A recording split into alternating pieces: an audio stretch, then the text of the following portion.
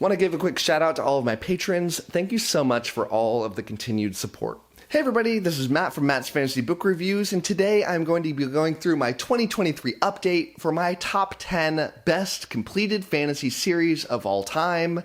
A lot has changed since the previous list, and I'm excited to go through it. I have so many people that tell me in the comments, yeah, I'd love to read that book, but it's not done yet. I don't want to read series unless they're finished, because I've been burned on so many things. Think A Song of Ice and Fire, Gentlemen Bastards, Kingkiller Chronicle, things like that. And a lot of people kind of rightfully sometimes feel like I don't really want to get into it unless I have that confidence. So that's what this video is all about. Before I go into the list itself, I'd like to go over some honorary mentions, because if I don't, people are going to say, where are they? But these are ones that kind of just missed the cut. The first one is The Wheel of Time by Robert Jordan and Brandon Sanderson, a series that I really like. I think over time, it kind of keeps inching down my list. I read it kind of earlier on in my fantasy journey. I thought it was one of the best epic fantasy stories I've ever read, recognizing that it has some flaws in it that make it a little more controversial in the sense that, it's not got a great perfect hit rate in terms of people that read it. Some people are obsessed with it. A lot of people kind of duck out after the first or second book because it's not for them. Ultimately, I'm not a little more in the love it than the like it area, but still, I keep reading things that move it a little bit down.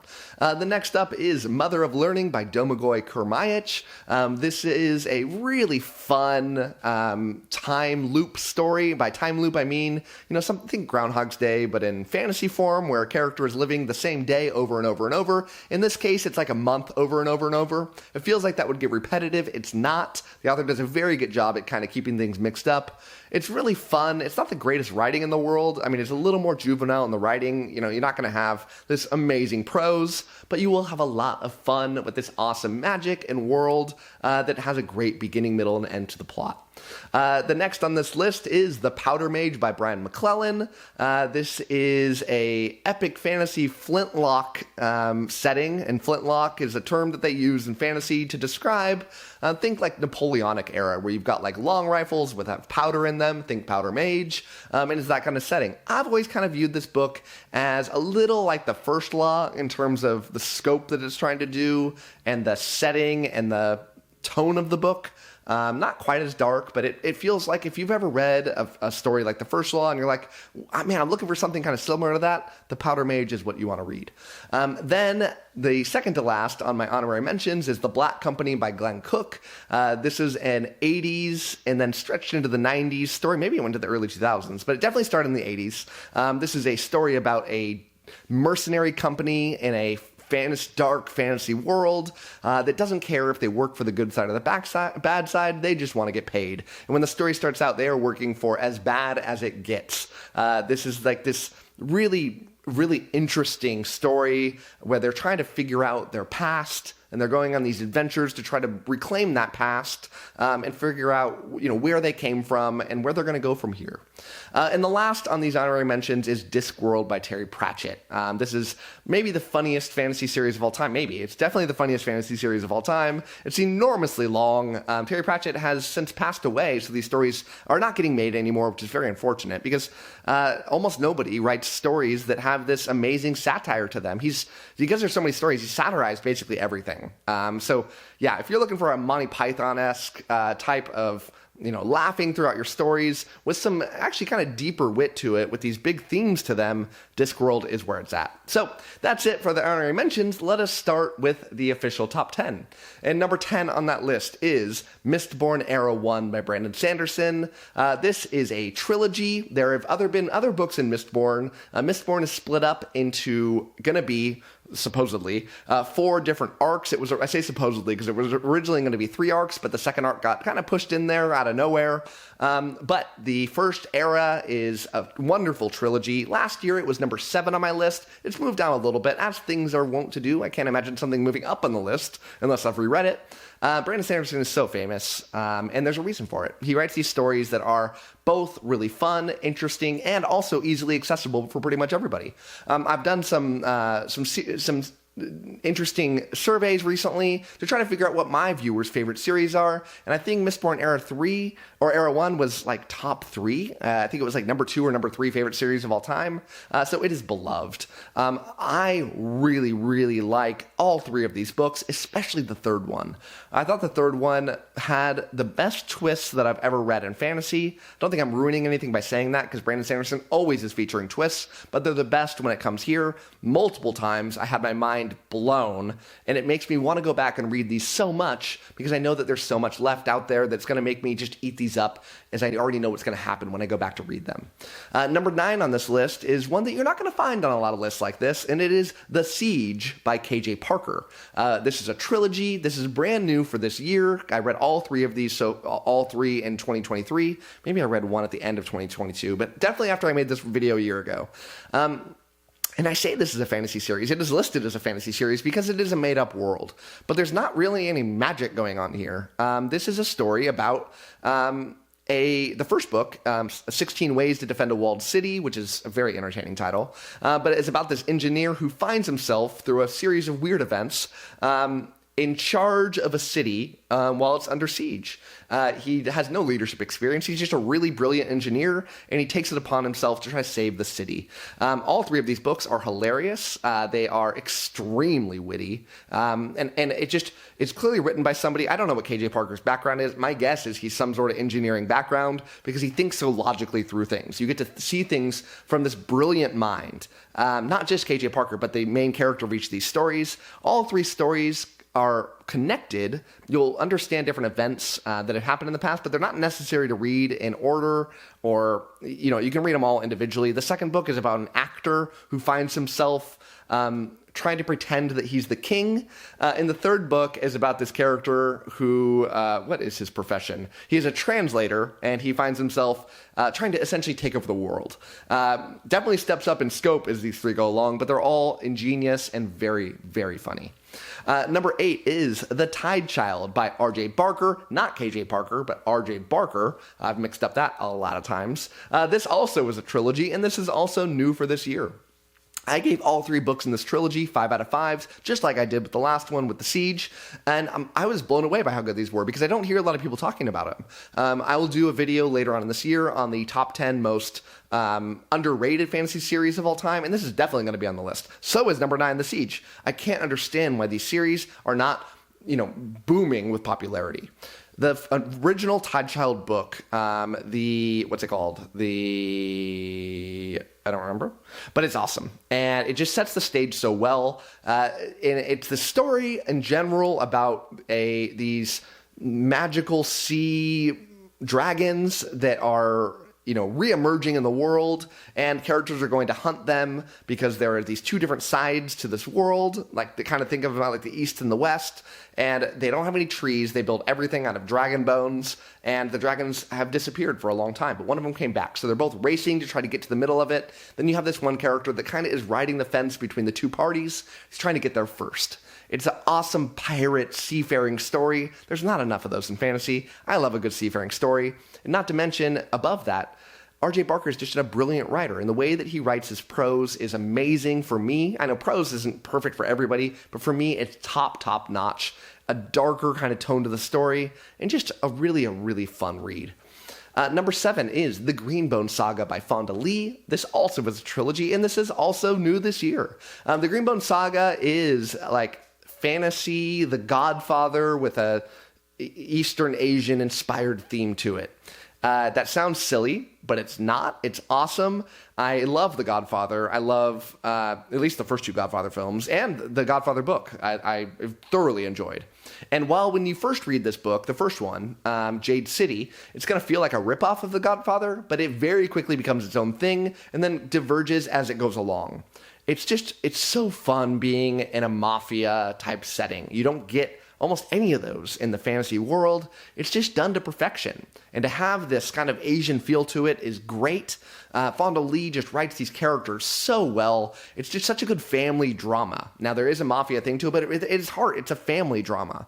And I just love that. You get to go through like multiple generations of the people here, especially in the third book. There's these huge time jumps, which often can be really badly done in fantasy. Here it's done to perfection. So you get to see the after effects of these major events that have happened and what it's happened to the main family here, and the success or downfall of that family as we go along.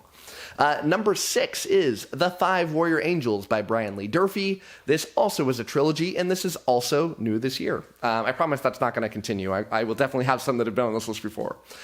This is maybe the most underrated series of all time.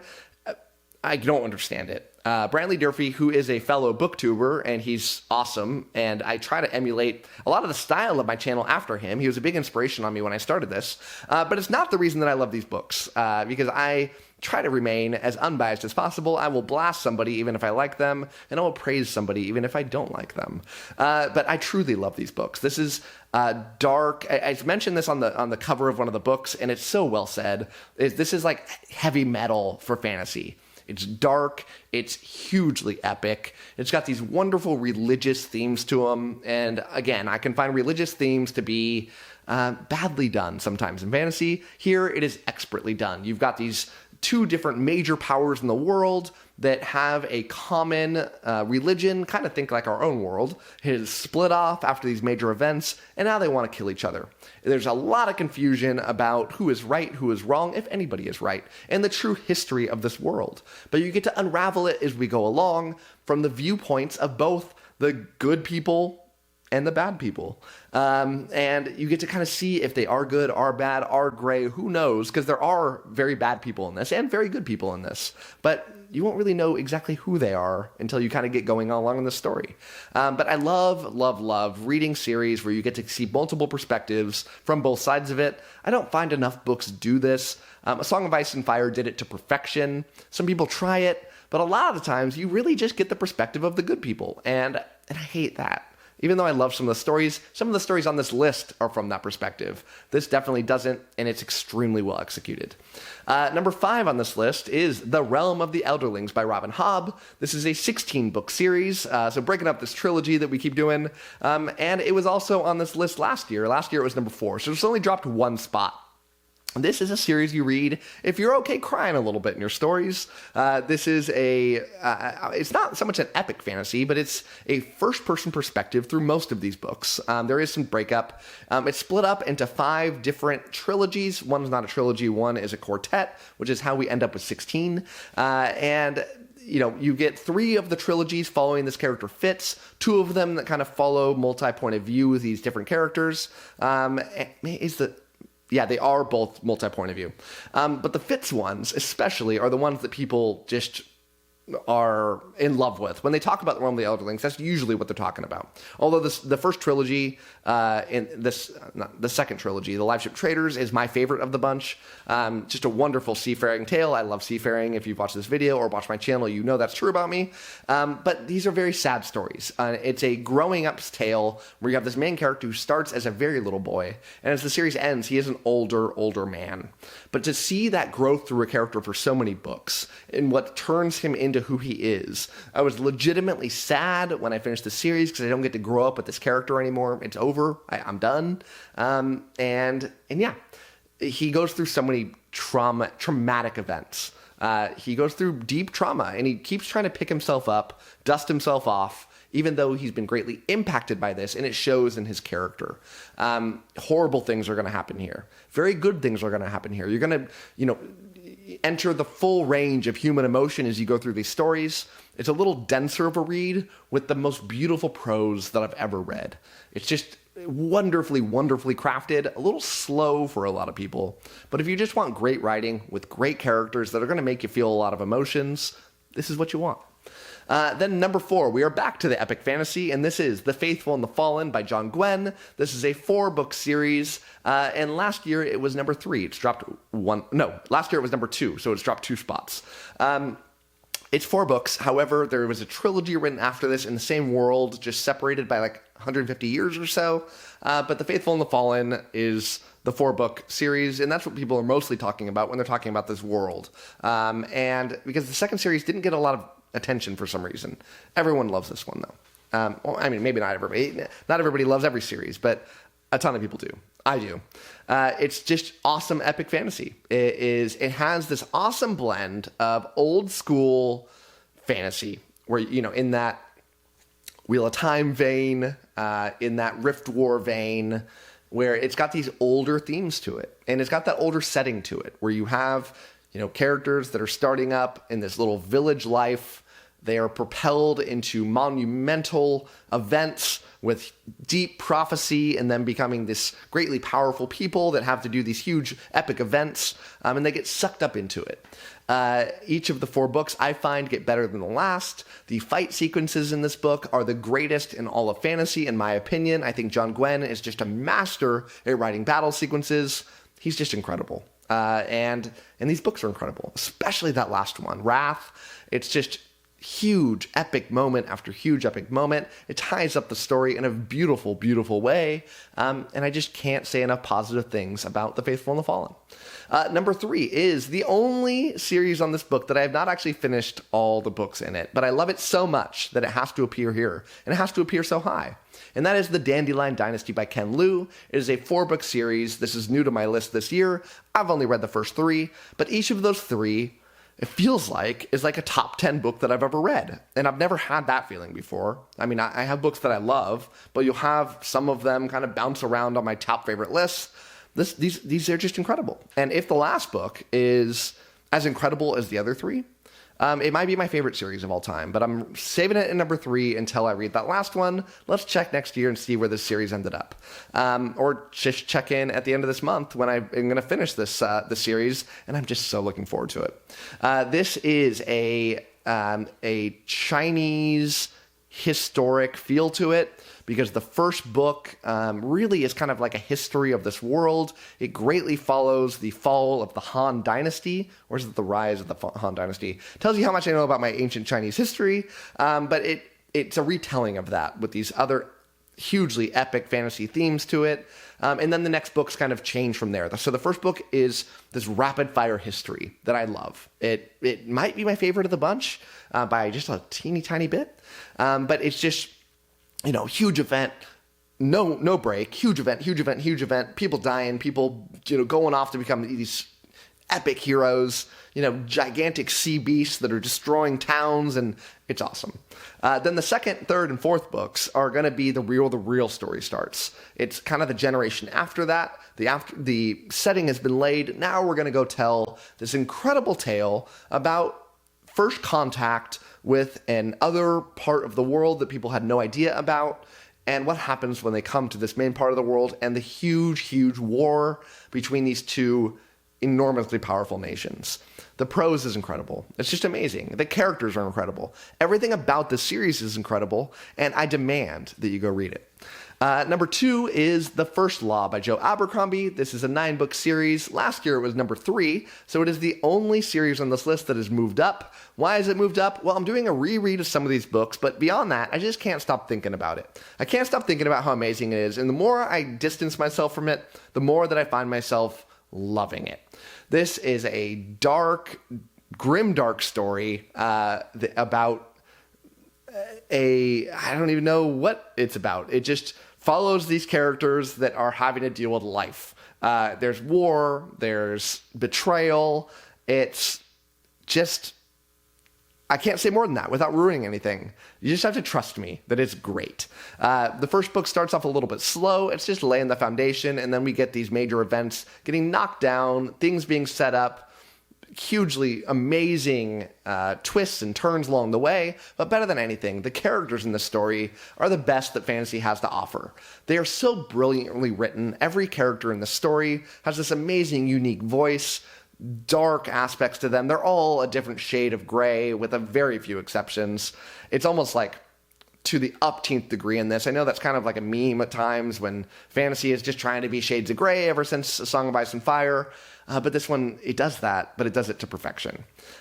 More than that, the audiobooks for this are the greatest audiobooks that you're ever going to listen to. Stephen Pacey is a god among men when it comes to audiobook narration, and you have to check these out on audiobook. I'm sure these books are perfectly incredible on their own when you read them in physical format. I have not done that. I keep doing audiobook because why would I read anything else when they're so perfect. And number one on my list is number one on this list last year. It was number one on this list the year before if I did a list, and it'll probably be number one on this list next year too, unless the Dandelion Dynasty knocks it off, and that is Malazan Book of the Fallen by Steven Erikson. This is a 10-book series that is just, it's perfect. It's not for everybody, I recognize that. It's a controversial series in the sense that it is highly, highly confusing. It is intentionally written that way. You start out the first book thrown into this world without any hand-holding at all.